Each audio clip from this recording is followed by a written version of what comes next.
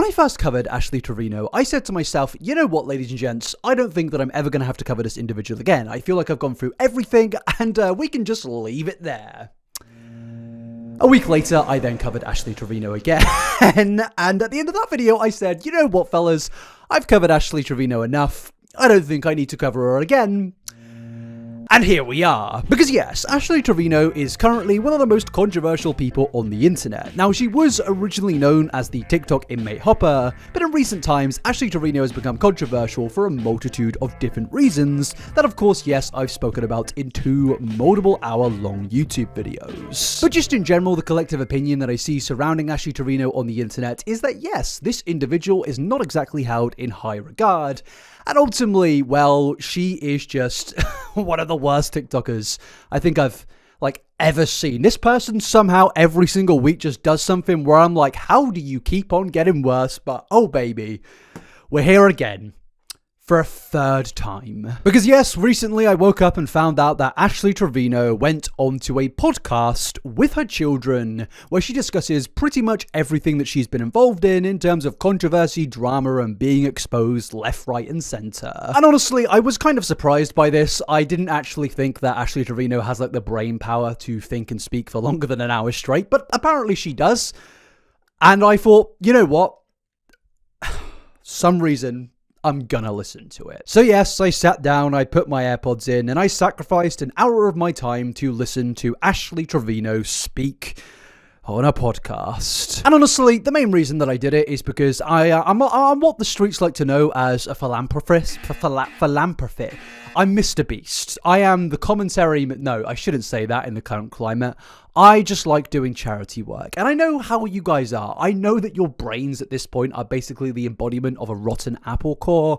I know that you cannot sit through an hour-long podcast without some internet degenerate, just interjecting every now and again to give their opinion on whatever is being said. So I thought to myself, I'm going to help my ADHD-riddled audience, and I'm going to listen to the entire podcast, pick out the best bits, and just in general give my thoughts and opinions. Because yes, this podcast is pretty much just an hour straight of Ashley's kids looking extremely uncomfortable, Ashley doing a lot of uncomfortable things, and Ashley pretty much just needlessly lying and exposing herself at every single opportunity, whilst the host, Camilla, pretty much just mocks Ashley directly to her face.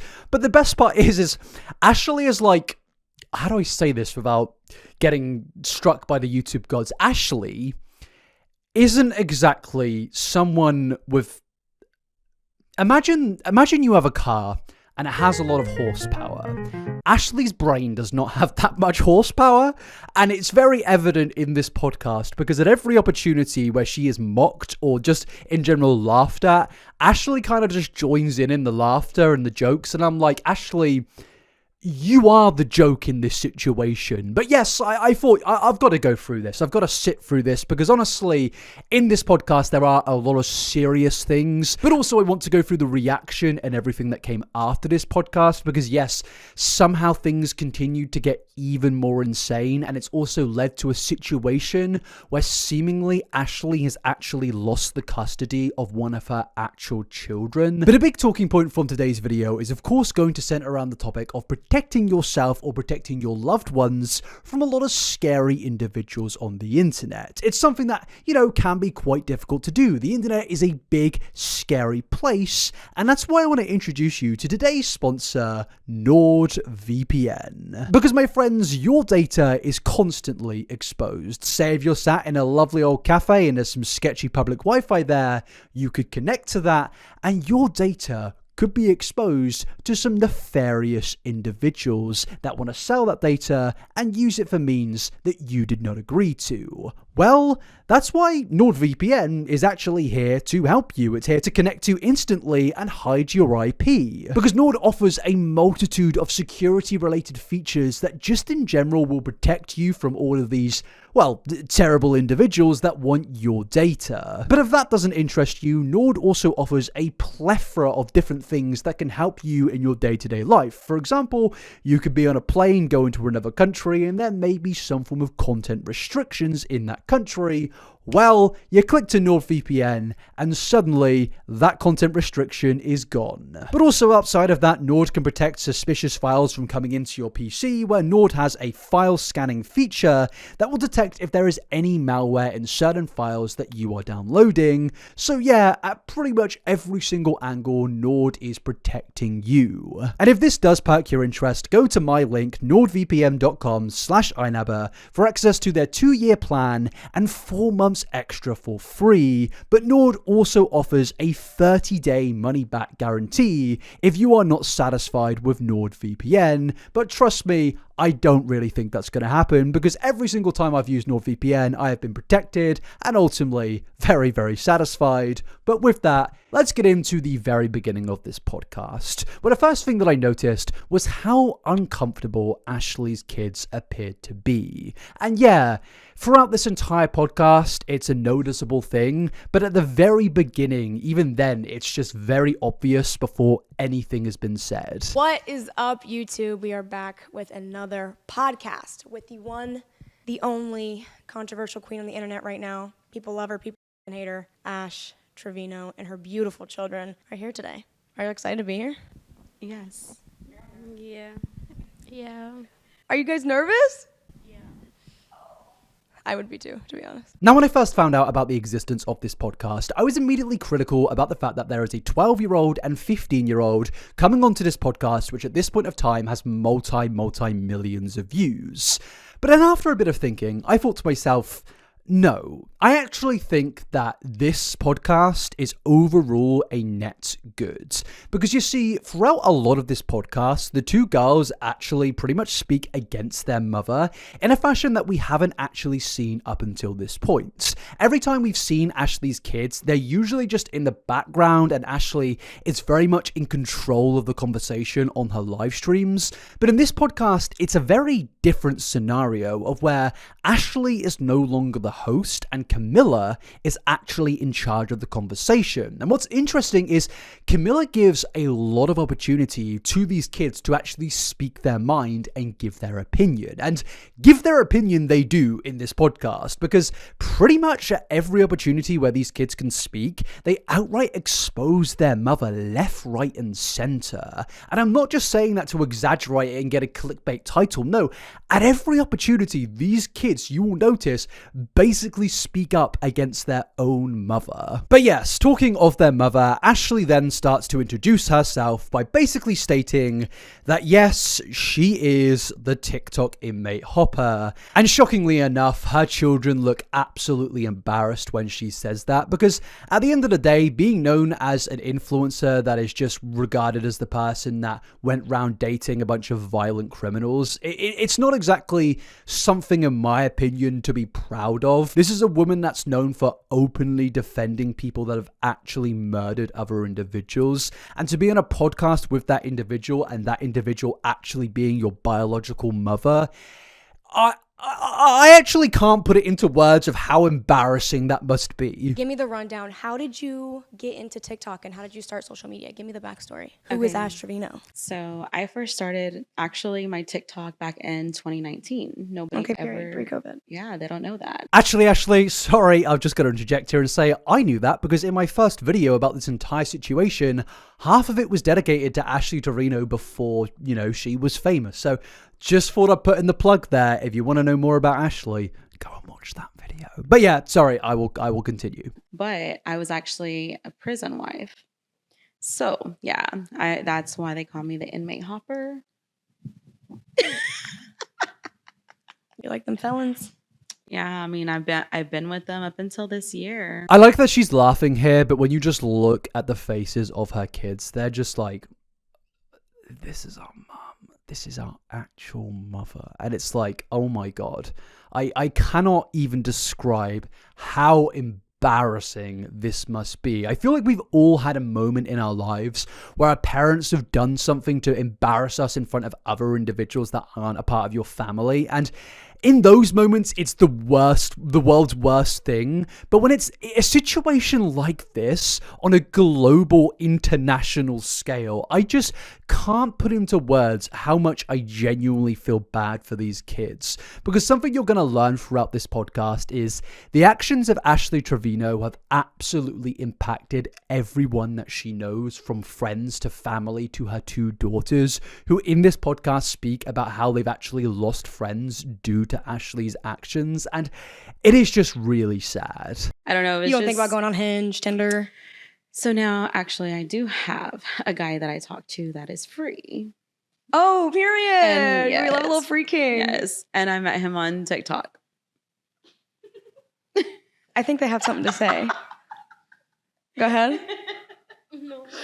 Oh. Like, it's gotten to the point of where even when they've got the opportunity to speak, these kids are so embarrassed that they do not want to comment on this. Now, Ashley does speak about her dating life quite a lot on this podcast. To be honest with you, I don't really care much about that, but we will go into it a little bit later in this video. But one particularly sad thing that I want to move into in the next part is when the kids go on to speak about how they do actually get recognized in public now due to their family just in general becoming famous because of Ashley. And she goes on to speak about how the first encounter that she actually had with someone asking for a photo was very scary.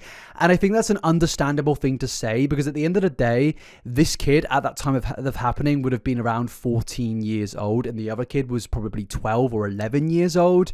So naturally, that can be a very, very weird and scary thing when a grown adult comes up to you asking for a photo. It's a weird thing for any YouTuber or influencer or anyone, I think, to happen. But for you to be 14 years old and that to happen, I can only imagine it is quite a terrifying thing. So how did you guys start? Did you start because your mom went? No, I had Musical.ly. So you started TikTok because of Musical.ly? Yeah. So you do like the little lip sync videos, little dances? Yeah. And you? I got it after Haley in like 2020 or 2021. And when did you start to notice like a difference in like, okay, I'm doing, like, there's a difference in like, I'm making a couple TikToks for fun and then actually doing social media and things like that? Is it when your mom started going online? Oh, okay. So it's kind of like mom started it, you guys followed. Mm-hmm. Okay. And how's that journey been for you guys? Have you guys been recognized any Yeah. in public? Just you guys? Or are you with your mom or? Just me. Once I got recognized by myself. I was in a store Uh-huh. and someone asked me if I was Ashley Reno's daughter, and I said yeah. And she was like, "Can I take a picture with you?" Oh, And so I period. took a picture with the girl. Uh-huh. She was like my age, so I took Right. a picture with her. So yeah, How does that feel? it was scary because I was like away from my family because I wasn't with my mom. Mhm. I was with my grandma and grandpa and my sister, and I wasn't with them, so I was by myself shopping. And because it was her and her mom, so I got scared. But I ended up taking the picture. Now, obviously, this isn't exactly the world's worst story. Naturally, this is just a parent and her kid wanting a photo because this is a seemingly famous individual from the internet.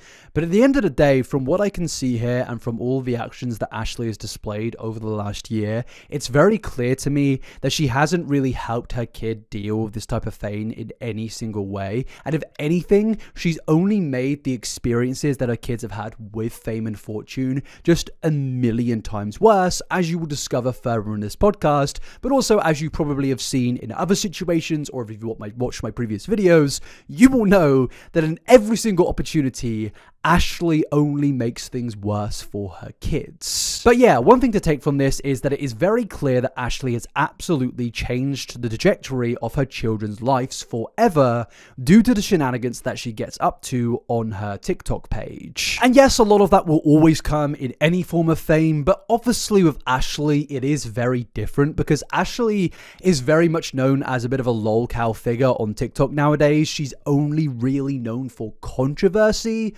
So I feel like if you're finding out that your daughter is actually getting scared from some form of interaction with someone that just wants a photo, maybe you should start to change up how you're acting. Maybe you should change up how you go about interacting with your social media. But no, Ashley actually starts to speak about the hate that she receives and the controversy that she gets in and how she deals with it. And yeah, her response is absolutely not good. For me, I feel like maybe when you're on live, right, you're basically talking to yourself, if we're being honest. Like, so I want to give you an opportunity to have like a conversation. How are you dealing with all of this controversy? Like, what goes through your head when people are like, oh, she's a bad mother? Like, you know what I'm saying? Like, what happens? So, like, I try to tell everybody, but of course, I'm always going to be the villain in their book. Immediately, in the first rebuttal to what Camilla is saying here, she tries to victimize herself, stating that, oh, I'm always going to be the villain in this situation. I'm always going to be the bad guy. But it's like, no, you don't have to be the villain. You can be whoever you want to be. If Ashley Trevino right now thought to herself, you know what, I'm going to change who I am on social media. I'm going to change how I'm perceived and I'm going to do things differently. I guarantee you the internet would lap that up. I know how the internet works. I've been covering these sort of things for like 8 years now. Yes, I am starting to get extremely old, but I know that the internet absolutely loves a redemption story. Now, I don't personally believe that Nikocado Avocado redeemed himself, but a lot of the internet absolutely does think that he redeemed himself, and Nikocado Avocado is undeniably adored nowadays just because he lost weight. So I feel like if Ashley actually started to change her actions in a sense of she doesn't get herself into controversy every single minute of the day, she might actually be perceived as not exactly a good guy, but she would no longer be perceived as a villain. Now, there will always be people out there that absolutely do scrutinize her for the rest of her career, and honestly, I'm probably in that camp. And that mainly comes down to the fact that, well, a lot of the things that she has done is pretty unforgivable. There are some things in this podcast that they speak about where I just can't forgive that. The treatment of her own daughters, where in the past she's spoken about how she used to pull the hair of her daughters because she was jealous of how her daughter had a good connection with her father. Whenever we lived with her dad, I used to pull her by the hair because I was so mad at her. Like, I feel like he loved her more than he loved me. And so, like, I took my anger out on her. I can never forgive that. I can never look past that. And I honestly hope that most of the internet can't, because these are very important things that I don't really believe can be redeemed. But to say that, oh, I'm always going to be the villain, like it's some form of justification for your actions, is just hilarious, but also very ridiculous. They've already got this persona that they have of me, and that's just who I am to them. So honestly, I've raised my kids since they were born, never left their side. Till this day, still have not left their side. Never left their side. No, never left their side unless it's to Disneyland or San Antonio or pretty much anywhere where I want to go on holiday to. Yeah, actually, I don't think you could put off the whole I've never left their side thing. Because yeah, at every single documented opportunity Ashley has to take her kids on holiday, it very much seems that Ashley has not taken them to the places. I mean, she literally had an entire controversy in San Antonio where she left her kids to go and hang out with a bunch of teenagers. There were other controversies as well where Ashley on Thanksgiving left her kids so she could go out drinking, and it turned into a massive scandal and situation because of what developed on that Thanksgiving.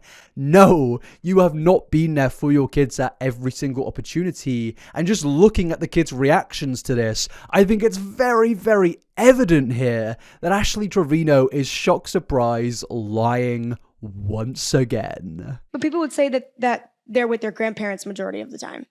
Well, the little one does live with me, but recently she went back for a bit.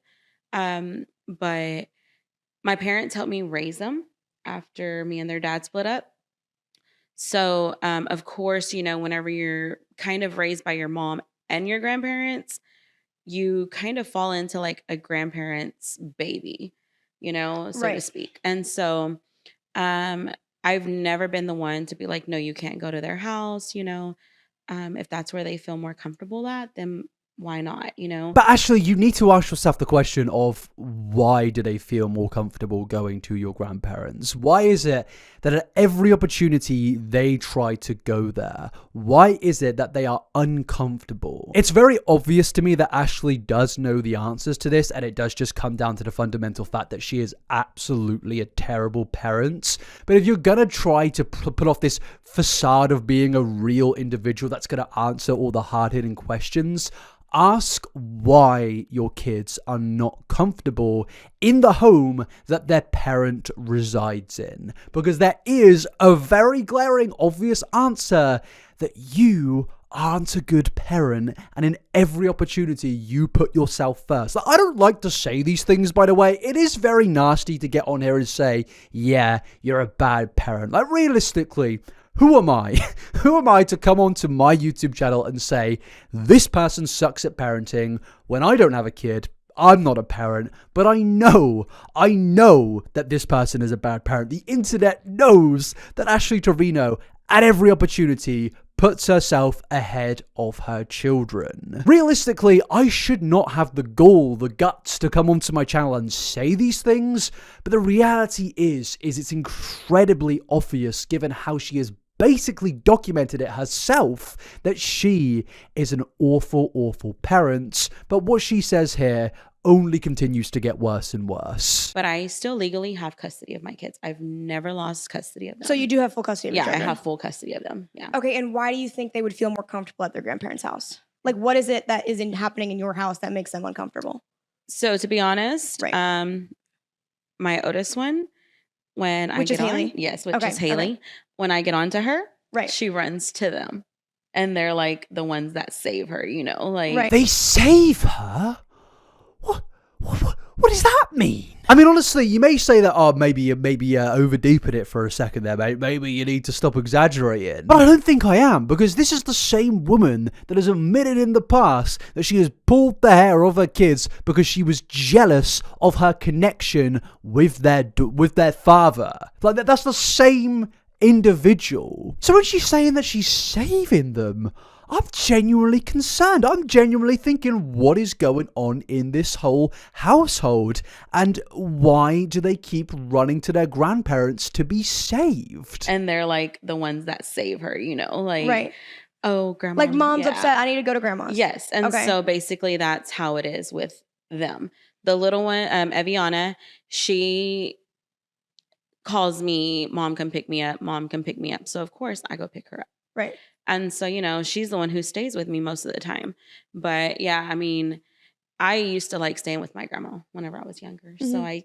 I guess because I know how it is to stay with my grandparent, and I mean, basically raised by my grandparent as well. I don't push them to be, no, you're my child, you're going to stay with me. Look, there's a strong difference between enjoying staying with your grandparents and actually running to your grandparents to be saved from your TikTok live mother. Like, there's a strong major difference there. And based on the kid's reaction, like, look at the kid in the middle. She does not believe anything her mother is saying right now, in my personal opinion. But honestly, both of them, they look absolutely embarrassed to be there. And as you'll go on to see further into this podcast, at every opportunity where their mother speaks, they just look like they visibly do not believe her. But moving away from that, Ashley does start to go into speaking about the kid's father once again. And if you didn't know, their father actually passed away a good few years now. And Ashley does speak about this in quite a bit of depth here, basically stating that her ex-husband's family now have absolutely no contact with her or her kids, which obviously is a bit of an issue in itself. But when you actually get into the context of the issue, I think it's not exactly an understandable thing, but I think it's something that you have to actually bring in the context and understand why the family are no longer in contact with these kids, and in particular with Ashley Trevino. But so tell me a little bit more about their dad. I feel like there's a lot going on the internet right now. You mentioned that the family is speaking out and trying to get clout. Mm-hmm. Why do you feel that way? Like, what is the story, and why do you feel the family speaking out on it now? Of course, you know, like, and it's not only to him, but it's literally to my other exes as well. There's two more that I'm speaking of. literally, like, as soon as my name started going across the internet and TikTok, of course, they started coming out with certain stories. Oh, I'm the kid's dad's friend. I'm the cousin. I'm the aunt, whatever. Hmm. I guess like now they're trying to get the followers. They're trying to get this. They're trying to get that. I mean, if I'm being honest with you, this is the same individual that went onto a live stream seemingly on the day of the funeral of her ex-husband that she was not invited to and did a dance singing F my baby daddy, he's dead. This is a legitimate thing that she did. So if these people are angry that she is doing that on live streams and they want to come onto their platform and state this person is terrible, this person is awful, and they want to give their side of the story, I can understand that. But obviously Ashley's argument here is, oh, they're just doing this for clout, which is the decade, century-old argument made by individuals that actually have no valid rebuttal or response. It's just, oh, I don't have anything to say, so I'm going to say it's all for clout. And shockingly enough, this is actually something that does work on the regular for a lot of influencers out there. Valid criticism of my favorite influencer. Oh, no, that can't be valid. What, you've got facts, screenshots, and evidence? No, you're just doing it for clout. It's mind-numbing. It is actually mind-numbing, and honestly, listening to Ashley speak for an hour straight is also very mind-numbing. But the whole argument is just stupid, but it only continues to get more and more stupid. But in reality, they weren't there for my kids like they should have been. Okay. Yeah. So you genuinely believe that these people are coming out and telling the story to try and get fame and publicity, and it's not for closure? Basically, because if they really wanted to be a part of my kid's life, why not pick up the phone and say, hey, can I see the kids? My kids have not seen their dad's family since their dad's funeral. Now, I feel like there needs to be a bit of nuance here. I actually don't think that that's a good thing. I definitely think that the family should at least be in contact with the two daughters. But at the same time, the blame can then again be placed on Ashley, because Ashley was the one that went onto live streams to speak about her ex-husband that had passed away and speak about how she hadn't been invited to the funeral and basically placed a lot of the blame on her ex-husband's family. And also, as I said, she went onto live stream to sing F my baby daddy, he's dead. Now, yes, as I said, I don't think that that means that the kids should face any repercussions from their mother's own actions. But at the end of the day, human beings are very flawed individuals. And if I saw someone singing that about my relative, my brother, my son, my uncle, I may not want to have contact with their ex-wife and their kids, even if I am related. I know it sounds bad, but just from an empathetic standpoint, I can get why someone would be extremely angry at Ashley's actions, and unfortunately, that would then go onto the kids just as a bit of collateral damage. It's not a justification, and I definitely think in an ideal world, this family should speak to Ashley's kids and be there and be supportive of them. But at the end of the day, Ashley needs to take responsibility in this situation, but she absolutely does not to this day. There was a reason that Ashley was not invited to that funeral. There was a reason she got onto a live stream and basically started spilling private information and private, just in general quarrels with family members and letting the entire world know about it. Is she really shocked that these individuals want nothing to do with her? Because in my opinion, I'm not exactly that shocked. But then the kids do actually get an opportunity to speak about this specific situation. And as I said earlier, I do feel bad for them. I don't think that they should have to be wrapped up into this drama. But at the end of the day, it is ultimately their mother's fault. Is that something you guys desire? Like, do you desire to have a relationship with your dad's side of the family? No, because I'm not close with them. And even if I was, it'd be kind of awkward because I've never been that close with them, like since I was little, obviously. But ever since I grown up, they've never texted or nothing. And then once I found out about my dad, that's when they started coming and talking to us. And then after the funeral, nothing. Unfollowed us, everything, never talked to us. They unfollowed you guys? On Instagram, my cousins did. And they were the one who told us about the funeral and everything. And then after it, they unfollowed us. Okay, could there be a possibility that the family's grieving and they're posting it online to try and get some closure, because I feel like there are times where people come out about your dad and they say, horrible things. Maybe they're trying to come to the defense. Like, you don't think that that could be a possibility, or trying to speak up for him since he's not here to speak up for himself? They're really just trying to get money out of this. Honestly, I don't know what's their deal, but whatever it is, I mean, I don't know. I don't have nothing else to say about that. Now, what I find interesting about this is the kids actually aren't that visibly or audibly bothered by this, in my opinion. As you can see, they really don't want to speak about this. And I'm not criticizing Camilla for bringing these things up. I think it is a valid thing to bring up, given that Ashley has spoken about it quite a lot on her own platform. And this whole, podcast is to do with all of the controversies.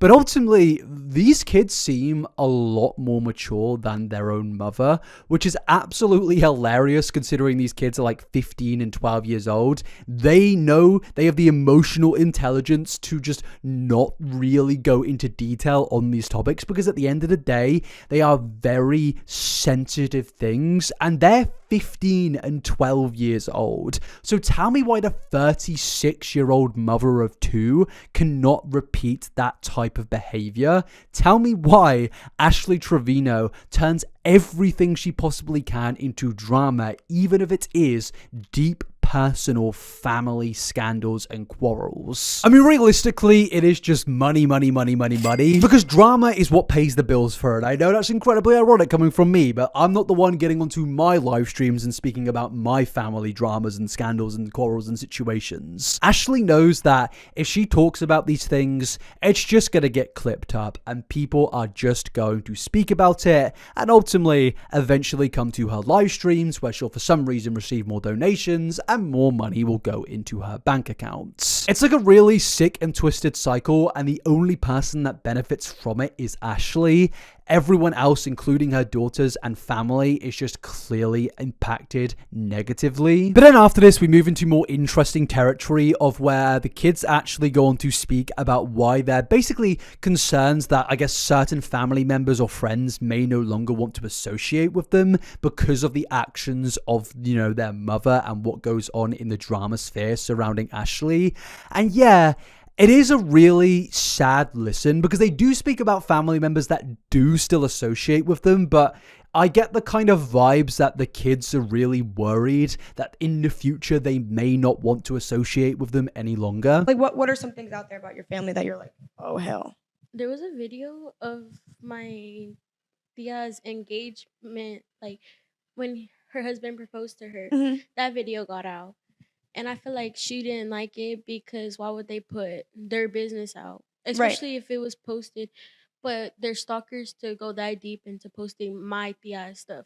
Mm-hmm. Like, it wasn't even my mom. It was my family. And there's, like, pictures of my grandparents on there. And they're editing their photos. Like, also, I feel like they don't like that. Because they don't like that. They don't like being online. So you think your family, you would say that they don't enjoy the publicity at all? Yeah. Is that something that, like, has impacted them in their relationship with you at all? No. So they still are comfortable being around you guys and they're not? Yeah. Okay, at least that's good. So yeah, they are still happy to associate with them, but ultimately at the end of the day, they don't like being online, and there have been issues created by the fact that people who are in Ashley's audience have taken a lot of private photos and private media and posted it absolutely everywhere. And ultimately, it is a shame that has happened, and I implore you guys to not go and do that, please. I mean, if it's on Ashley's Instagram, it's unavoidable. It's there. She is a public person who has her major platform, so I'm not gonna, insult people for going through that. I've done it myself. But at the end of the day, there is no need to just try and break into the profiles of her grandparents or Ashley's family members. They have realistically done nothing in this situation to deserve that. But it is very clear to me, based on what these kids are saying here, that Ashley's, I guess, fame and actions has absolutely caused a lot of strife and a lot of problems. And overall, I do just feel really bad for these kids. No one should have to deal with this, especially when they're growing up. I've spoken about this before, but I genuinely can't imagine how much the whole Ashley Trevino saga is going to negatively impact these kids. Later on in this podcast, they actually do speak about how it has negatively impacted them mentally, and it is just really, really depressing to hear, and it does just open up further dialogue about how should parents be realistically publicizing their kids' day-to-day life on social media. Ashley may argue that she doesn't do that, but let's be real here. Ashley's kids are now at a point of fame where they are on a podcast with millions upon millions of views. To me personally, that all comes from Ashley Trevino, and I think we need to have a conversation about the ethics and morality surrounding, is it really right to do that? Is it right to publicize your kids to this extent? Because personally, I don't think it is. But then, my friends, things only get worse. And when I say that, sometimes I get the little allegation of, you're over-exaggerating. But this time, I am not exaggerating. Because there was something that I noticed in this podcast where Ashley Trevino confirms something.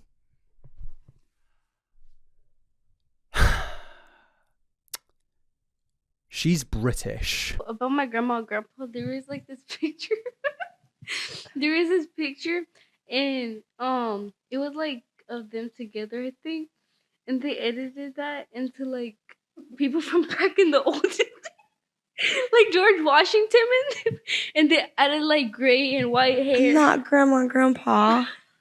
She's talking about Like from England. from England because my mom's grandma is actually from England. So when I told everybody on the internet I have my great grandma who is from England, they didn't believe me. So they went as far as looking up the last name, the family history, like the ancestry, all that, up until where she's buried and everything. No. I will not have my great nation slandered like this. No, this is a lie. I refuse to believe this. Ashley Trevino cannot be 15% English? I refuse. This nation is, I say it's been built on a lot of terrible things. So actually, it realistically makes a lot of sense that Ashley Trevino is part British. Oh God, I need to find a new nationality. I mean, I recently did do an ancestry thing of where I found out my nationalities. We'll put it on screen right now. Yes, I am claiming that 1% African and Spanish with my entire life at this point. I don't want to be a part of this nation anymore. But yeah, this is the most serious allegation that Ashley Trevino has ever faced in her life. I understand to an American, being a British person is absolutely a crime. And to be British and American, ultimately, it's a scary concept. But yeah, getting into more serious things, after the confirmation of Ashley's Britishness, they move into the conversation surrounding the kid's dad once again. And something that I found interesting here is that this is the first moment of where the kids actually call out Ashley for lying. I met their dad when I was You a were teenager. at No, 14. not that. No. I meant I was already dating their dad, so I was with their dad at that age. She said no. No, I was 16. She said you were getting I was down. 16. I was 16. 16. Yes. So what the kids are basically shaking their head at, indicating at a lie, is pretty much Ashley was speaking about the age of when she first dated the kids' father. And whilst this isn't the biggest lie that, is spoken about on this podcast, it realistically isn't that big of a deal. A 15-year-old dating a 15-year-old, not the end of the... I mean, it's a perfectly normal thing to happen. But I think what's interesting is just this is the first moment of where the kids start to call out the mother.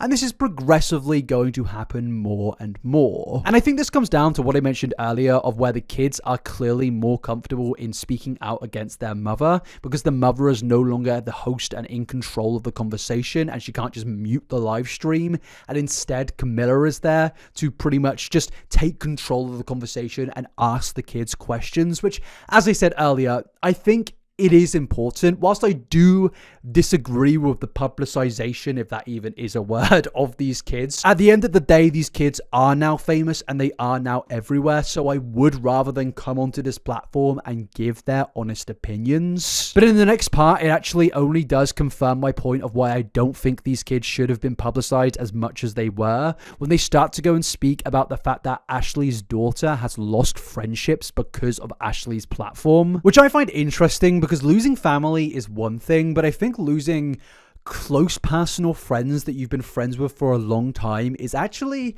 in a bit of a weird way, a bit more dramatic and impactful in my personal opinion, because I feel like with family fallings out, they happen all of the time, and that was more attributed to the family no longer wanting to associate with Ashley, and the kids were just kind of in a collateral damage aspect of that. But in this next part that they get into, it very much seems that the kids have actually lost personal friendships, which to me is just more impactful because these are kids choosing not to associate with Ashley's kids just because of what they've seen on the internet of their mother. And I don't know, it just hits a little bit harder in my opinion. But then when you hear Ashley's rebuttal and response, it also is just so much worse. One of my friends actually, there was a video about her and my mom talking to her. And Your mom was talking to your friends. yeah, because she was on live and it got clipped. Okay. And Like she came in the room? No, we were by the pool. Okay. And my mom was talking about her ex and telling her like girl advice, I guess. And people were saying in the comments of my friends, Ex? my friend has an ex. How old your friend? My age, How old are you? 15. She has an ex-boyfriend at I'm scared. Okay, continue. And she told me about the video and she was like, girl, I don't want this out. I didn't like it. I was like, oh, it's not my fault that my mom was live and it got clipped. And a lot of people don't like my mom going live, like getting clipped or anything, because I guess they're embarrassed of it for being our friends and stuff.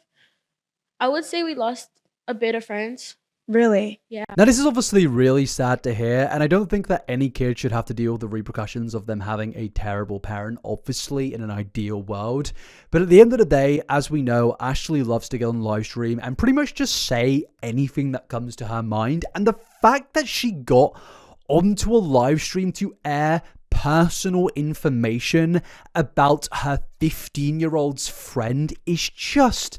I mean, it's honestly quite sick. Like, there are boundaries, and that is a definitive boundary that has been absolutely breached. And sadly, I can understand why Ashley's kids' friends would no longer want to be friends with them. Because if I had a friend whose parent was one of the most despised individuals on the internet, and I had to run the risk of going around their house and having my personal details leaked into a live stream of a bunch of 20,000 people who are just going to, spread that information everywhere. I mean, if I'm being real, I don't want to be a part of that. And I think these kids honestly have a perfectly valid reason to not want to be friends with these kids. And that's not an attack on these kids. I truly do feel bad for them. It's a criticism of Ashley Trevino. Why do you feel the need to air these 15-year-olds' personal information? And why do you feel the need to act in ways where you're destroying your kids' life? They're losing their friends. They're losing their family. And at the end of the day, all they're going to have at the end of this is just their mother who puts herself ahead of them in every single instance. And that is going to lead to these kids being in a situation where I don't think mentally they will be that well. And that is obviously devastating. But realistically, they're losing their friends. They're losing their family. They've been pulled out of school. What do they have other than Ashley Trevino's social media platform? But then, as I said before, Ashley's rebuttal and response to this is just terrible. To be honest, there's nothing I can do about it. But there is. I mean, it sucks, yes. Mm-hmm. But at the end of the day, like, their friends shouldn't be around, because if I'm live, they even know. If I'm live, like, Okay. Don't come in my room. Don't come in, like, unless I'm live with them and I'm like, hey, we're going to do a live. But even then, they don't like to be on camera. Now, Ashley, as somebody that's like 10% British, you will understand what I'm about to say. This is absolute bollocks. What she is saying here is absolutely not true. There are so many ways that Ashley could change up how she protects her kids' identity and her kids' friends' identity. I have friends who you guys don't know about. I have so many, personal things going on in my life that I don't share with the internet because it's my personal life. And it's very easy to do. And Ashley knows this, but in my opinion, she brings in her kids and their friends to everything because she wants more clicks. She wants to be clipped up more so she can get more viewers and overall more donations, i.e. more money in the bank. Ashley is absolutely treading bollocks here. She does not care about her kids. And in every single opportunity that she gets to maybe change how things are for the kids, she openly rejects it and says, I can't do anything about it. At the end of the day, it's not my fault. It's like, no, Ashley, it is all of your faults. But yeah, let's continue with the rebuttal that Ashley gives. And shockingly enough, it just gets even worse. It just gets worse and worse and worse. Okay. So, and like she said, what they clip is not, it's not in my control. They clip whatever they want. I can sit here and say something about you and they're going to get the bad part of it. And then they're going to make a whole TikTok and make me seem like I was like side-eyeing you or jealous of you or something. They're going to make something bad out of nothing, literally. But why is there a bad part? She says in this, there is a bad part that will always be taken and turned into a clip. Then make sure that there's not a bad part. If there is a bad part, then obviously it's going to be clipped up and talked about. That's how the internet works. If you don't want that to happen, then don't do and say ridiculous things on camera 24/7. Don't put your children in situations where they're going to be clipped up in clips that go viral. You know that you can put the phone down. This wonderful device here that has changed the world. I don't know if people know it, but you can turn it off. You can put it down. If your daughter comes into the room with her friends, don't get mad at them for coming into the room and wanting to speak to their mother. Just put the phone down. Just put the fries in the bag. Just do something else other than recording your kids at every opportunity. But no, she won't do that. She's not willing to take any responsibility at any situation whatsoever. Because even after this, she starts to go on this big rant about why she pulled her kids out of school, and pretty much the reasoning was that apparently, from what I can understand, one of the main reasons was that the daughters fell out with her friends, so she decided to pull them out of school. And it's just like, none of that is a logical reason, and in every single instance, it's just Ashley being a bad parent, which, I mean, at this point, is that really a shock? Their friends, some of them do not come over my house anymore. Okay. Just because the parents don't feel comfortable because my address is leaked. Okay. And so I totally agree with that. I understand that. There is some that still come over, and when I'm live, they know, so they stay out of the area where I am live. So you don't feel like any sort of guilt or sadness that they've lost friends because of it, and they've expressed that? No, because it's not even for that reason, to be honest. I feel like some of their friends are jealous because of the life that they have. They don't go to school anymore. They're homeschooled. They can just get up and leave, take a trip. And honestly, I mean, there's reasons why I pulled Haley out of school, because she wasn't talking to certain friends anymore also. Right. And it wasn't because of me. It was because of things that when you're a teenage girl, you and your friends fight. Yes, but they were fighting because of you. Your own daughter, like a minute ago, just said it was because of you. Told me about the video and she was like, girl, I don't want this out. I didn't like it. I was like, oh, it's not my fault that my mom was live and it got clipped. And a lot of people don't like my mom going live, like getting clipped or anything, because I guess they're embarrassed of it for being our friends and stuff. I would say we lost a bit of friends. And coming on here to say, teenage girls, they go through certain emotions and stuff like that. And, that's why I pulled them out of school. That's not being a good parents. A good parent would not pull their kid out of school if they fell out with their friends. A good parent would sit down with their kid, have an open conversation with them, tell them it's going to be all right. It's a natural thing, especially as a teenager, to fall out with your friends, but we shouldn't do anything drastic like pulling you out of public education and putting you into a lifestyle of where there is no longer any other kids around you other than the kids that Ashley Trevino hangs out with. I know school isn't exactly an amazing thing, and I understand a lot of people would have had a lot of negative experiences with school, but I just think the immediate thing of pulling your kids out of school just because they fell out with their friends because of Ashley is a terrible thing to do. And again, another example of trying to take away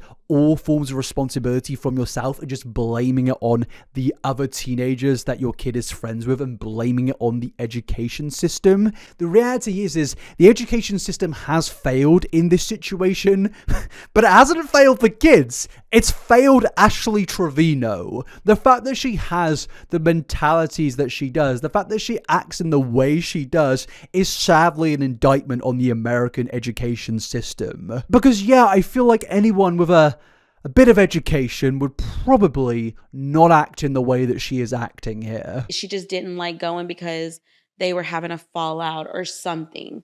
So, with that, she was just like, Mom, I don't want to go to school no more. Can you homeschool me? So I finally did it, literally a couple weeks into school. If your kid asks you to be homeschooled and the reason is I fell out with my friends, my bestie and me were no longer friends, honestly, it may be controversial to say it. I don't know. I think that's a terrible reason. I think you should say to your kid, no, we're not going to do that. Now, maybe if there was a very serious thing going on, severe bullying or something like that, maybe. But if it's just a case of, oh, I fell out with my best friend. I've fallen out with my best friends. If my parents took me out of school because of that, I would look back in 5 years' time and think, Jesus Christ, that is terrible parenting. And I think what's going on here is gonna be a case of that. When these kids hit 18 years old, or maybe even sooner, they're gonna realize that the things their mum did for them was just their mother being selfish. Rather than actually, spending a little bit of her brain power into thinking, how do I, go around this situation? How do I be a parent? Instead, she took the quick option. We'll pull you out of school. We'll just do the easy option. Because realistically, having the conversation with your kid of, no, you should stay in school and you should solve these issues, that is much more difficult. But Ashley, in my opinion, has just displayed again that she doesn't care for these kids because at every opportunity, she goes for the easy option. And I should just say, I'm not attacking all parents that take their kids out of school.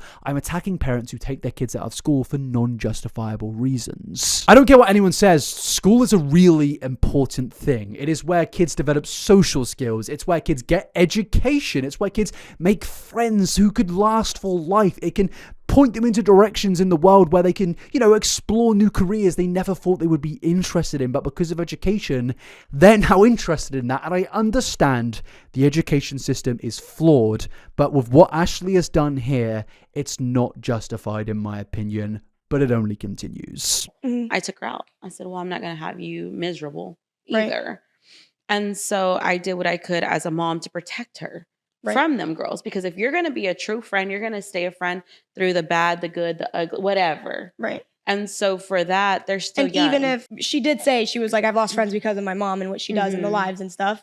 So in my opinion, I feel like as a mom, I'd be like, damn, I'm sorry. I would be like, I would want an apology from my mom and be like, look, I'm sorry if I've hurt your feelings. I'm sorry if I made you feel that way. But at some point it's like,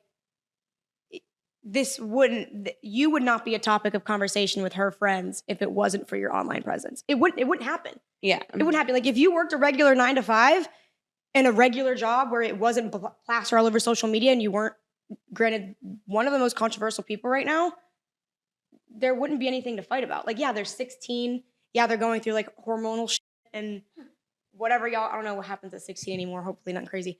But I would feel some sort of way. And this is absolutely true in my opinion. This all comes down to Ashley Trevino's social media presence and how she orchestrates that presence, and also her lack of protection of her children over the last year. If all of these things did not exist, her kids would be fine. They'd still be in school and most likely still friends with the people that they were friends with a year ago. But Ashley refuses to take any responsibility here. She refuses to accept that she is the main reason for all of these problems, and it only comes up even further in the next part of where, well, as you just saw, the host Camilla was speaking about how if Ashley had a regular 9 to 5, these issues would not exist. But Ashley argues when she had a 9 to 5, these issues existed. I did have a 9 to 5. There has to be some accountability, though. Yeah, I did have a 9 to 5. And was this happening anyway? It was still happening, yes. I've worked at my last job that I had. I worked there for 6.5 years, up until December 23rd of this past December 2024. Bearing in mind, that is when Ashley Trevino was extremely popular on TikTok. If anything, she peaked in December 2024 in terms of being talked about. So her logic and response here, in my opinion, is completely invalid, because all of the issues that these kids have faced with their friends comes during the era of when the parent was on TikTok. Just because you had a 9 to 5 at that point of time doesn't void the fact that your TikTok page is responsible for all of the grievances they've felt. And it's simple math here. If you remove the TikTok page and go back to before you were a TikToker, when you just had a 9 to 5, did those kids have the issues that they're having now? I can guarantee you it was absolutely not the case. But she actually does go on to further speak about her job and why she actually was fired from the job. And even in that opportunity, even when it was absolutely her fault, she still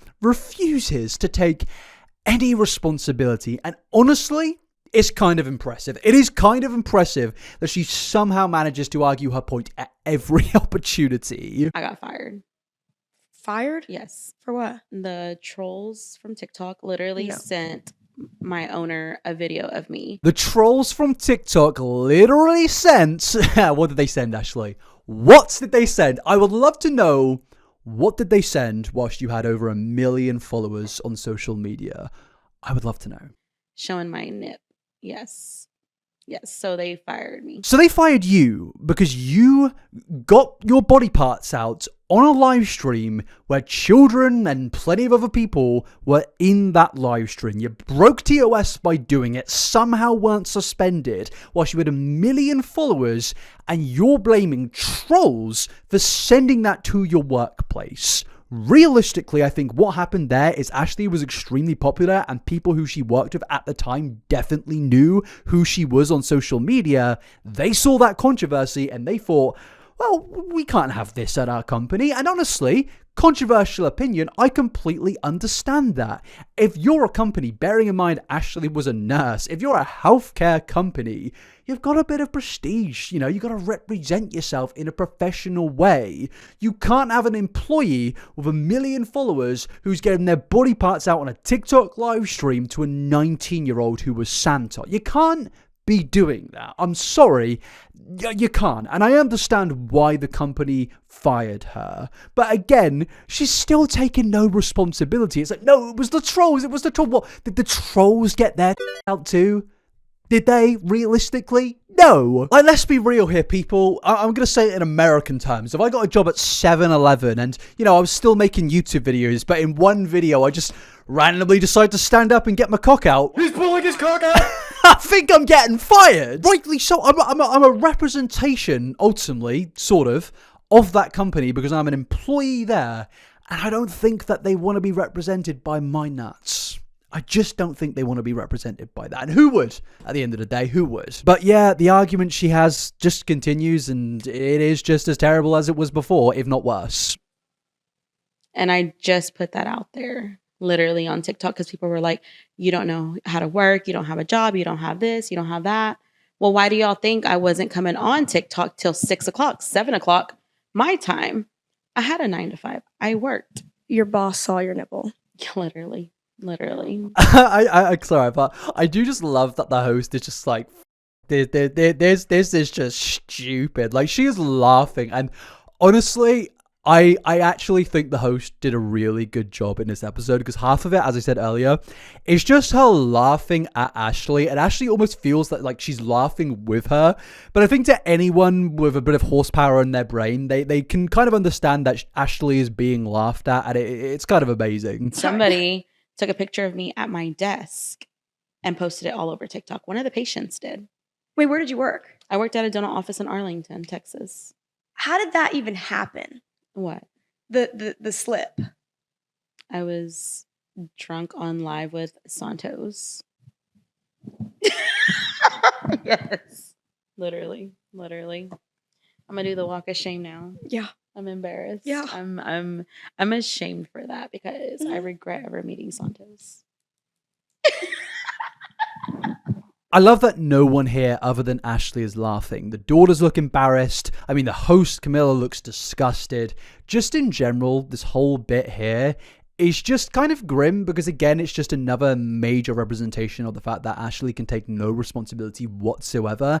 And even when she admits that she was the one that did this thing and her boss saw it, she still tries to blame everyone else. And it's like, Ashley, you're not fooling anyone, mate. We know who you are. We've seen these clips. And it's like, I just can't believe she's still trying to lie about this. And ultimately, I do just feel bad for these kids who in every single part of this podcast just look more and more embarrassed. It's very clear to me they're aware of who and what their mother is, and that's only solidified in the next clip, where basically the kids admit that they know that their mother exploits any situation possible if it means that she can get more views and more donations, even if that situation involves them going into hospital. Do you think that maybe sometimes she can exploit situations to get views?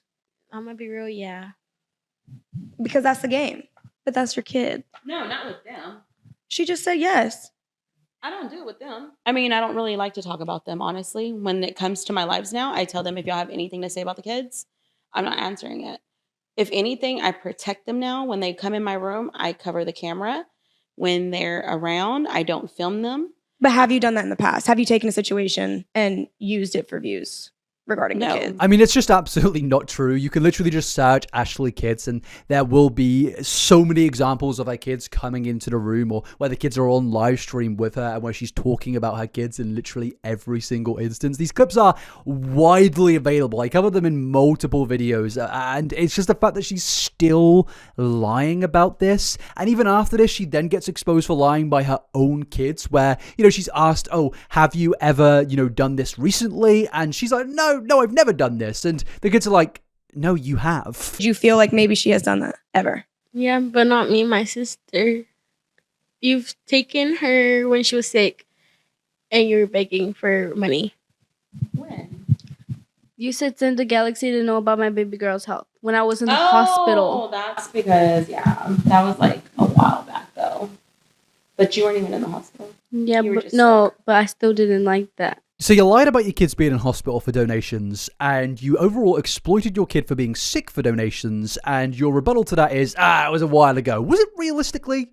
Like a while ago? I'd say like a while is like 4 years ago, you know what I mean? Like, I think that's a good enough time to learn and get over something that's been bad or some controversial situation. But this was recently, because Ashley Trevino's trajectory on social media only began like 7 months ago. So realistically, this was a very recent situation. And to just be like, oh, it was in the past. It's like, no, you did that.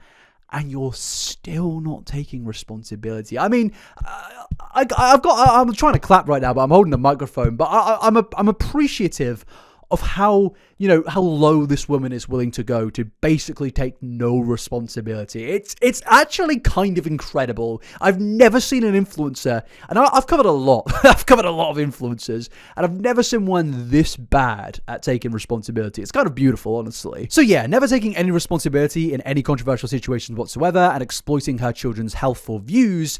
You've kind of got to wonder the question now of, well, how much money does Ashley actually make via all of these live streams? Because in every stream, she's pointing at the top being like, donate, donate, donate. And I guess it's a big question of, well, how much does she make? And obviously, she answered it in this podcast. And yes, it's a lot of money. What's the most you've ever made on TikTok Live?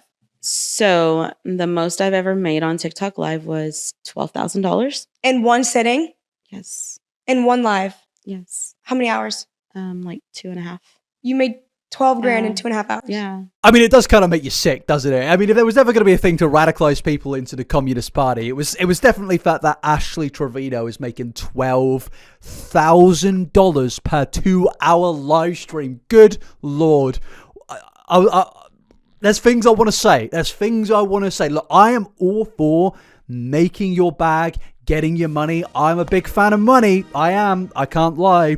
But I'm starting to hear an anthem in my head. I don't even know if I can play the anthem on YouTube. Let's just say Ashley does 3 streams of work with an average of earning 7.5k a stream. 3 streams times 4 weeks times 7,500 equals $90,000 per month. And then when you do 6 hours times 4 days, you work out that's 24 hours. So she has earned 90k for 24 hours work in a month. So theoretically, she's making, just below $1.1 million per year from getting onto a live stream and exploiting her children. I don't like this. I don't like social media anymore. That's coming from a YouTuber. Like, guys, if there ever is a great revolution,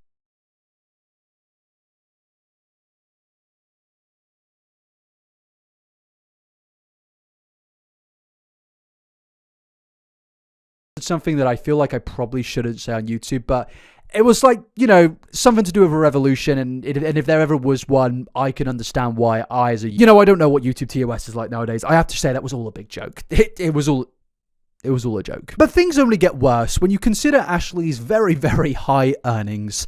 And then you consider into the fact that Ashley has faced a lot of allegations in her time. And one of the main allegations is her children do not have beds to sleep in at her home. Bearing in mind, this is a woman that makes like $1 million a year from streaming alone. They don't have beds, apparently. And this was something that she was actually asked on this podcast. And she all but confirmed it. Question. Do you have beds? Well, I don't live with my mom. But at your mom's house? No. I'm going to Zelle you.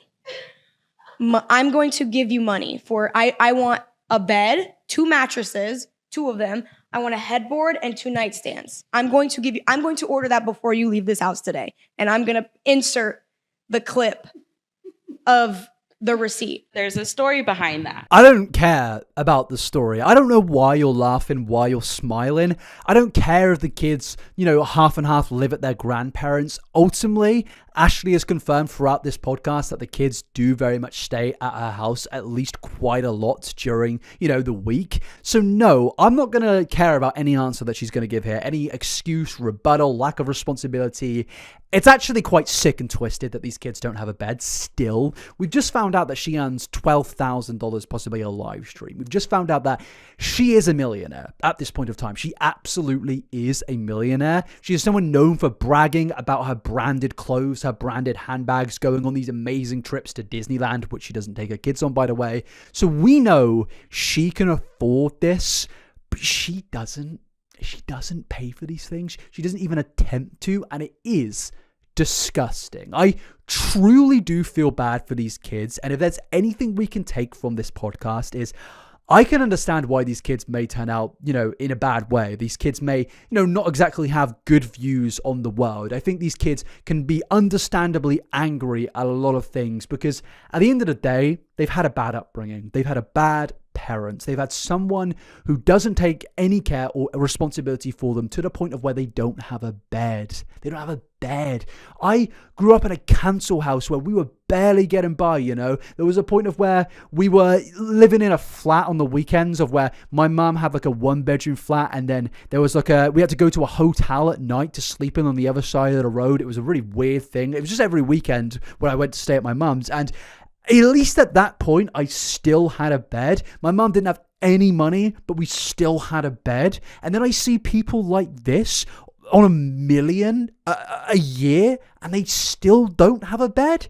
It's sickening. It's twisting. If a parent wanted to, they could, especially in this situation. It is truly despicable. But yeah, I do want to hear her terrible excuses and reasonings behind it. Not because I'm going to agree with it or entertain it in any way. I just kind of want to point it out of how utterly disgusting it is. Tell me why your children don't have beds. Yes. Because my mom was actually going to go look at a furniture store. Immediately, the blaming of some other individual, immediately blaming someone else that actually takes care of her children and provides a bed for those children. It is mental that she does that. It is mental that she's got the sheer gore or audacity to do that. It is so twisted. It is, and the kids are next to her. They look at them. They know that she's absolutely chatting bollocks right now, but she just continues to go. And I'm like, how are you this evil? Because I don't go anywhere publicly at all. Because you're just that. Literally. No, Period. like I really don't. Like if I go period. out, I'm going to get noticed. Yeah, no. And if I don't have my security guard, I'm not going anywhere. Period. My mom actually told me 2 weeks ago. She was like, or my dad said that he told my mom to go to a furniture store and I would give him my card info because here's my card. I have money. But yes, she's rich. No, I'm not. She can show you the Louis, but receipts, literally. But she never did that. So, and then, I mean, like she said, she doesn't stay with me. I'm about to move because everything's just getting crazy. And so, and I don't have a guy to come build it. You are a fucking multi-millionaire TikToker with connections to so many people. You have an absolute habit and audacity for dating 19-year-olds. 19-year-olds who are probably pretty well built, people that can lift a bit of stuff, they can probably help you out by lifting in a bed into a room, putting it together. You know people. And also, even if you don't, you're a millionaire. There are apps that I have used to pay people like, I don't know, £40 an hour, which is like $50, $60 an hour to put together furniture. You make millions. You brag about it in every opportunity. You could pay someone to put together a bed and it would cost you, including the bed's price, a few $100s. You could do that, but you choose not to. You blame your parents and you also say things like, oh, I'm moving soon. Your kids haven't had a bed for like probably over a year at this point. So where is the valid excuse? Oh yeah, there absolutely isn't one. But then she gets even worse where she actually goes on to say that, oh, my other excuse is CPS came round and they said it's absolutely fine. Oh yeah, notoriously good organizations, CPS. And I don't have a guy to come build it, but hopefully I can get somebody to come build it. I'll pay for it. Y'all are going to have 2 mattresses. You're going to have a whole 9. Okay, we're going to do a room makeover. I'm being for real. I'm going to insert the receipt from IKEA, whatever you want. I'll let you pick it out. Well, thank you. But no, please. It's like, yeah, I mean, at my mom's house, though, they have a bed. They have a bed. And actually. But girl, you got to have, come on. No, listen. Okay, so when CPS did go to my house, yeah. So, yeah, this guy called CPS on me. Okay, I had a CPS case open. So, and also because of Santos. Anyway, had bed? She looked in the room. She said, she looked in the room and took a picture. Of what? Of their room. They have a mattress in there. Oh my God, this woman.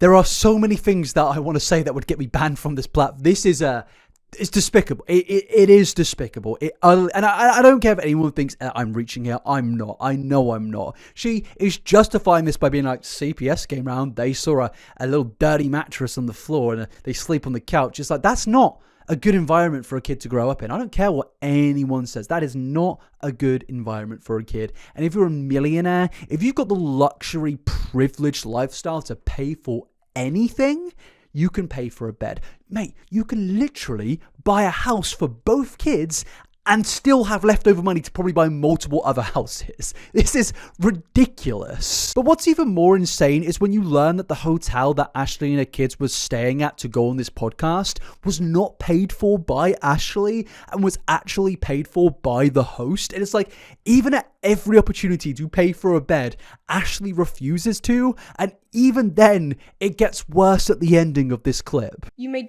12 grand in 2.5 hours. Yeah. That Louis bag ain't fake, y'all. And her kids still don't have a bed. So what's that funny? Yeah, what's funny? Nothing's that funny when your kids don't have a damn bed. I'll tell you that right now. Oh, well, that's why they're enjoying the hotel bed. I'm just kidding. That I paid for? I'm just kidding. How is the hotel bed, you guys? Is it good? Wonderful? You like having a nightstand? Yeah, it's comfy. No bed bugs? No bed bugs. Ew, period. So the first thing they said when we walked in, the first thing they said when we walked in was, oh, and we each have our own bed. I said, no, y'all are sharing one bed. I take the other. Oh, like you...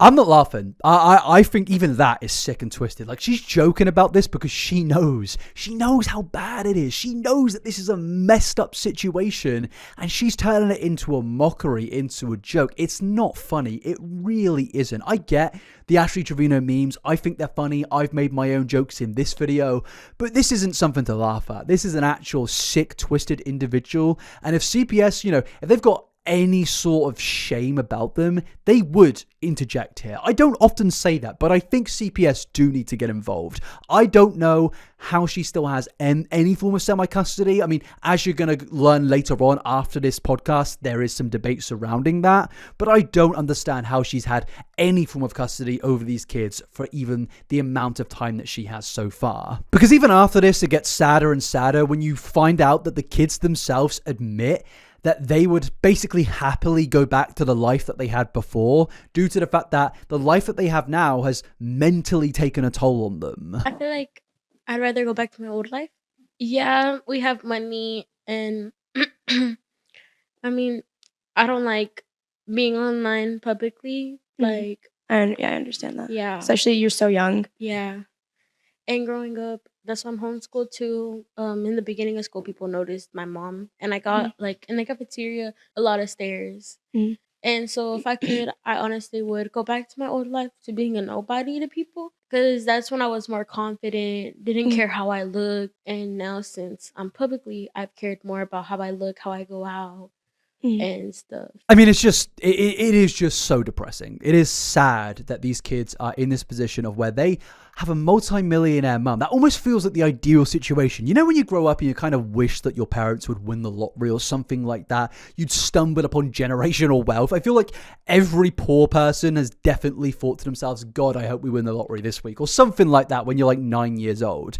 And they're in what would be a dream scenario of their mother has stumbled upon riches, but they want to go back to their previous life. I'm not saying their previous life was bad, but it says a lot that they want to go from the millions to what they had before, because as they said, mentally, this whole thing is not good for them. Things are stressful, and it is just so sad to hear. But Ashley, she doesn't care. She doesn't care about the well-being of these kids.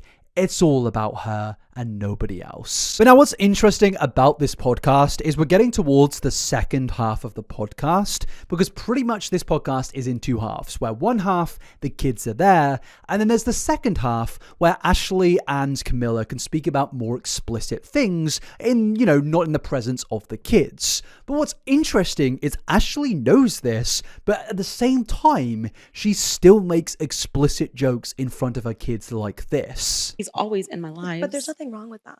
Maybe a bi man is what you need. You want to know how it smells? Ask Max. He knows it smell well. I'm just kidding.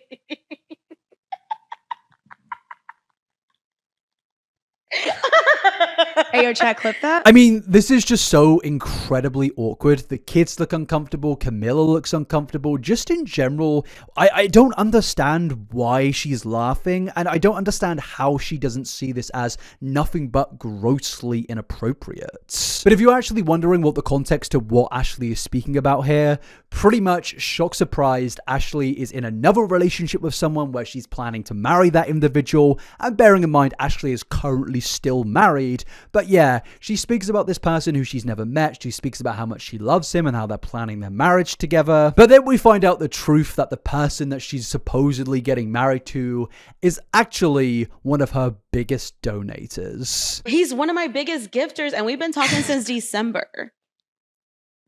So you're just going to date the biggest gifter? Who says he's a Christian that doesn't want to...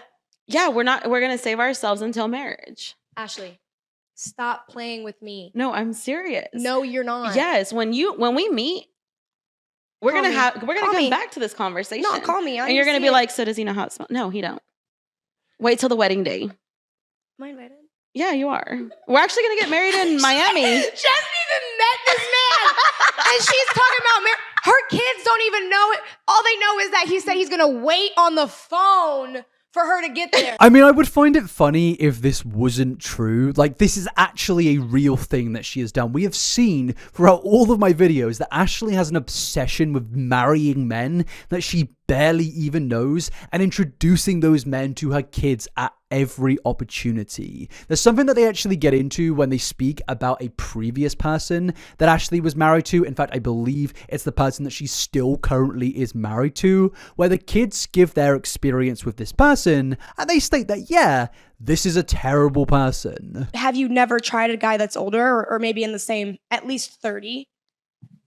Yeah, so I like a lot of my exes are 30. Like the guy that I'm about to divorce this month. He's actually You're married right now. I am married. You're currently married. I'm currently married. I've been married since 2022. You're currently married and you're planning a wedding right now with another man. But the wedding's not gonna happen tomorrow. Not real. This is what This you is wanted. not scripted. This is I what just need you everyone. This is wanted. not scripted. You want the real. Tell me Yeah. how you feel, because I know you're waiting to say something. Yeah, my mom is married. Yeah, she married. She's married. They're getting a divorce. Mhm. The guy is awful. You hate So, him? Not a good guy. Have you no. seen him? Yeah, we've met him. We went to visits. He's in prison. Why are you laughing? Genuinely, why is Ashley laughing? I understand this might be a bit of an awkward situation for the kids, so I get why they're laughing. But Ashley, you introduced these kids to a dangerous criminal. You took them into a prison to meet someone who was dangerous, and you had them sit in the presence of them. And in so many situations as well, Ashley has desperately tried to make these kids basically accept these prisoners as their stepfather, and it's just like in every opportunity she has, she puts her kids in dangerous situations, awkward situations, just in general, putting herself ahead of her kids in every opportunity. But there's also just some absolutely weird things spoken about on this podcast. For example, the host asks Ashley why she dates people who are significantly younger than her, in particular people below the age of 25 where their brain isn't fully developed. I think it's a pretty valid question considering Ashley has been 36 and has dated a 19-year-old, and Ashley's response was this. 23. Your brain isn't fully developed. You haven't experienced life enough to be able to withhold what I deem to be a marriage. Being the fact that you are 36 with 2 kids, like you have a very adult life. Yeah. And I feel like for someone that's 23 to enter that, or even any younger than that, even 25, 26, 27, like I feel like in these developmental stages in life, you don't need to be worried about someone, like not saying someone else's kids, because if you fall in love, you fall in love. But I feel like in my head, it's like, why would you go for someone who is underdeveloped? So with that, I always Because they are. Your brain does not fully develop till the age of 25. Yeah, but age to me is, I mean, literally, if you're over the age, you're an adult, you're gonna be the one to tell yourself what to do at that point, you know? And Right. he lives on his own. He doesn't live with his parents. He's already went to school. Basic requirements, by the way. Literally. I mean, yeah, at the end of the day, she isn't committing a crime by dating somebody classified as an adult by the US government, but also at the end of the day, that doesn't stop us judging her morality in these situations, because yes, a 19-year-old is absolutely incredibly immature and underdeveloped in comparison to a 37 married woman of 2. So I feel like a lot of people have had a lot of valid criticism when it comes to Ashley, but no, of course, she just tries to rebuttal it by being like, oh, he's not in school anymore. And it's like, yeah, but it doesn't make it any less weird. I feel like a 36-year-old and a 19-year-old have absolutely no business with each other unless they're like a family member or a family friend, or I don't know, maybe just a friend. I don't know. But with what was going on with Ashley and Santos, that's weird. And actually, in the second half of the podcast where the kids leave, the host Camilla actually starts to ask Ashley more questions about their relationship. And yeah, she admits that her and Santos did do things. Oh, yes, we have done stuff. Okay. Twice. 2 separate occasions. With a 19-year-old boy. I didn't know he was 19 at the time. So this is before you knew. Yes. Claimed before you knew. Literally. Like, we did it twice, and it was literally before Christmas. So That's disgusting. it is. It is. I regret it. I'm disgusted disgusted in myself. I'm disappointed in you. That is freaking gross. I agree. We can agree on that. Literally. Now, look, I don't really know what to say about this other than, yeah, it's pretty gross. It is. And I, again, it's not technically a crime. Don't want to get in trouble, but I'm saying it is gross. And I can understand the host's reaction here. I feel like anyone with a normal sentient brain that isn't chronically online will accept that, yeah, this is absolutely a very weird thing that happened between Ashley and Santos. And after this, the host actually does pretty much just grill Ashley on this, just looking outright disgusted at Ashley. And I can personally understand why. Now, they're going to speak about a lot of, I guess, relationship sort of stuff here, which personally I don't have much care for. I've already been going into this so much, but the one thing that I wanted to highlight in the final section of this podcast is where Camilla actually starts to bring up a lot of things to do with Ashley and just in general how she hopes that with this self-reflection that they've had on this podcast, Ashley will learn to dial back everything and just, take a different approach to how she is currently approaching social media so she can protect her children. And I do just want to play this section because I think it's particularly interesting to listen to. If you ask the girls, they will tell you that they're tired of it. As they should be, though, because Yeah. that's ridiculous. Like, Yeah. but even though, like, sometimes, like, your behavior is, like, yes, I am a very strong advocate for, like,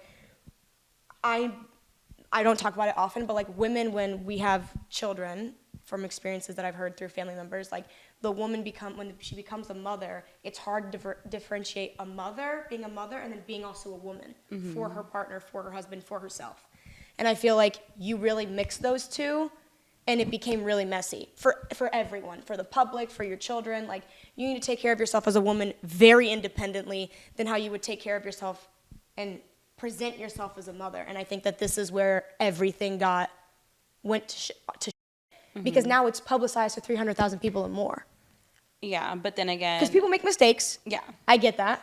I'm not sitting here saying, you're going to hell and you're a piece of shit person, but you have done a very poor job of separating the two to the public eye. Because they shouldn't have that much power over you. The public should never have that much power over you to be able to sit here and basically attack your every move. And that sucks. Yeah. It does. It sucks. Like, And I told, hope that yeah. I hope that your kids are enough of a reason for maybe to dial back a bit or just not go live and understand that, bro, like, I hope this doesn't affect them later, I mean, same with me, though. I don't have kids now, but when I do have kids, you don't think they're going to look at me and be like, Mom, what are you doing on OnlyFans? But that's something that I consciously know. I'm still debating on having kids. I don't have them. Like, you have these children that are incredible. Guys are great. And I don't know. I think that's why people would call you an unfit mother. I think there is basis as to why someone would call you an unfit mother. And I do completely agree with what she's saying here. I think that parents need to understand that their actions on social media absolutely do have repercussions on the life of their future children. I feel like a lot of people do need to understand that, whether you agree with it or whether you don't agree with it, because obviously children should not be bullied for what their parents do, whether their parents do things that's right or do things that is wrong. And in Ashley Trevino's case, I think this is a very extreme version of that. But ultimately, I don't think that Ashley truly understands the gravity of what is being said to her here. Ashley Trevino is the most controversial TikToker right now, and this absolutely is going to affect her kids for the rest of their lives. There is no way they can really come back from this. Yes, if Ashley changes things now, maybe it can limit the damage, but ultimately, with everything that's transpired over the last year, there is going to be a lot of permanent damage. There is going to be a lot of permanent scarring that Ashley is going to have to attempt to make up to when it comes to her children. But ultimately, I don't think she's going to do that. This entire podcast was just nothing but just excuses at every single point of conversation. And the thing is only shortly after this podcast was posted, so much drama ensued where, yeah, a lot of people negatively responded to this podcast because people were saying how terrible Ashley is. Overall, the reception was good for the actual host, stating that she did a really good job, but Ashley did not get a good reception. And of course, she then jumped onto a TikTok live stream where for some reason she just started to perpetuate more and more drama, which only shows to me that she did not take any of the words spoken to her and didn't insert it into her brain and just thought, you know what? I'm going to continue as I am, and I'm just going to continue to make things worse for my kids. Because yeah, she got onto this live stream and actually started to confirm some things that were not said on the podcast. If anything, the exact opposite was said. Because on the podcast, Ashley said that she has full custody over her children, but on this live stream that came after, she basically stated that one of her kids is actually in the custody of her parents. Y'all think I only fight battles on TikTok? I fight them personally every day. I have a 15-year-old daughter, okay? Why do you think she doesn't live with me right now? As much as it hurts me, because I wish my baby lived with me, it's just not good right now. And that's our decision, okay? So for those of y'all that call CPS on me, remember, she's not in my custody right now. Y'all are gonna get my parents in trouble. So when y'all wanna call CPS, y'all think about that. It's not me getting in trouble, it's my parents. She doesn't live with me right now. She lives with my parents. I'll take all the attacks from all of y'all. I don't care. I deal with them on a daily outside of TikTok. Only one friend knows what I've been going through with my kids. I mean, I feel like the entire internet knows at this point. You've just gone on a podcast with 7 million viewers and your kids were with you where you discussed a lot of deep things, and pretty much in every opportunity you get, you speak about your personal situations. Because let's be real here, Ashley doesn't need to get on live stream and speak about these things, but she chooses to. And ultimately, that has led to so many problems for her kids and her family. But in this case, I am very confused because it very much just seems that Ashley is once again exposing herself, because in the podcast she said that she has custody, but here she's kind of saying the exact opposite, and I am very confused. But at the end of the day, I do actually hope that CPS have finally stepped in and have finally taken some action. And it's weird because she says in that clip that she doesn't discuss anything to do with her kids and only one friend knows about it. But then later in the stream, she starts speaking about her personal quarrels with one of her daughters, where she goes on to state that she told her daughter that she wishes her father was still alive. And it's just weird. I don't know why this needs to be on social media. No one said it would ever be easy being a mom. Right now is the time I wish their dad was alive. I really do. And I told my mom that today. I called my mom and I said, I wish her dad was alive. I wish he was alive. And I know she acts out because he's not here no more and she hasn't coped with her dad. She hasn't coped with losing her dad. Okay, this is all really sad, but why are you telling me? Why are you telling your millions of followers this? This isn't stuff that needs to go on the internet. And this is exactly the issues that were being spoken about on the podcast, of where you share so much information that isn't needed to be shared, and you embarrass your kids and family at any opportunity, and yet you wonder why they don't want any association with you. But then things only go from bad to worse when she actually starts to speak about the whole bed situation. Because yeah, the host of the podcast said that she would pay for a bed, but Ashley comes onto this live stream and says that no, she's refusing that. Like right now, she did ask me, did your kids pick out the bed set? I said, I don't want you to buy it. I said, there's too much going on. I don't need you to buy it. I mean, Ashley, if you don't need her to buy it, then why don't you just buy one for your kids yourself? Well, Ashley then very quickly gave an answer to that question, where she says the reason she hasn't bought her kids a bed is because of this. I could buy my kids a bed. The reason I haven't bought them a bed is because I want to make sure this place is clean. What does this even mean? Like, I genuinely want to know what that even means. There is no comprehension in my mind that can understand what she means by she didn't buy a bed for her kid because she wants to keep the room clean. That, if anything, it would only get more messy with having all of the things on the floor and there just being a rogue mattress. It makes no sense. But then things get even worse when she goes on to state that basically she is now in public beef with one of her daughters, because pretty much one of the daughters came out stating that they're going to expose Ashley when they turn 18, and Ashley wasn't very happy about this. She's going to expose everything when she's 18, right? What is there to expose? I've been taking care of you since you were born. What are you going to expose? There's nothing to expose, baby girl. This TikTok stuff is getting to her head, and I guarantee you Heffa got into her head too. But for her to sit there and make that remark, and then she blocked me on TikTok because I was telling her to get off live last night. So she thought it was cool to block me. But what is she gonna expose? All the CPS cases have been closed. There's nothing my daughter can expose when she's 18. I want to see what she has to expose because that would be so amazing. I want to know what she needs to expose. I really do want to know. I mean, I've done like multiple hour videos going through everything that you've done and every controversy. The fact that you've literally admitted onto camera to pulling these kids' hair when you were jealous of how they acted with their connection with their father, I think that's a pretty bad reason to, expose you. There are multiple things that they probably know about you that we don't know. And this is something that I spoke about in my last video, of where I said these kids will grow up and they will learn and realize how their mother treated them was absolutely terrible, and they will start to speak out against her. In my video, I said that this could happen in 10 years, 5 years, or it could happen anytime soon, and it very much does seem that it's actually happening sooner than I originally thought it would. So just in general, right now, things for Ashley are just crumbling around her. I predict that Ashley's social media empire will be completely irrelevant within like a year's time,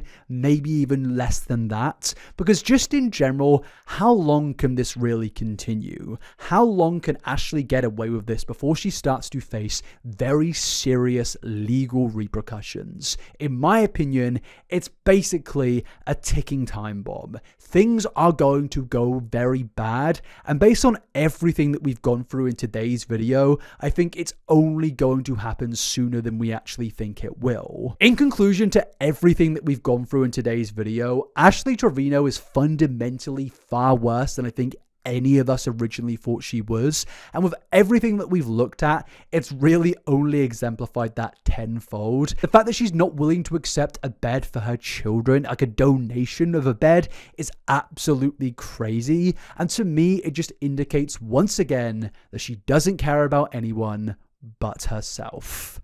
But yes, that is the ending of the video. I love that at the beginning of the video I joked that, yeah, this is going to be like a brief breakdown of everything, but it's actually turned out to be longer than the podcast. Either way, you've got the analysis that you needed. And yeah, that is the ending of everything. I would love to know your opinions down below. Like, there's so much that we've gone through today. And yeah, just let me know your thoughts. Please like this video. Please share it and all that good stuff. And most importantly, I would really appreciate it if you subscribe to the YouTube channel. I will continue to cover these topics. I know I joke that I won't, but I absolutely will. And sometimes I'm like, oh, I feel like I'm overdoing it, covering these topics too much. But with Ashley, it's just another thing and another thing and another thing. And honestly, I'm going to lose all shame and just say, I will cover the next updates. I will do it because I'm invested. I am. And I truly want something good to come out of it. But also, it is, pretty interesting to talk about. But yeah, I'm going to call it a day there. Thank you very much for watching. I'll see you in the next one. Have a lovely week, people. And yeah, peace out. Bye-bye.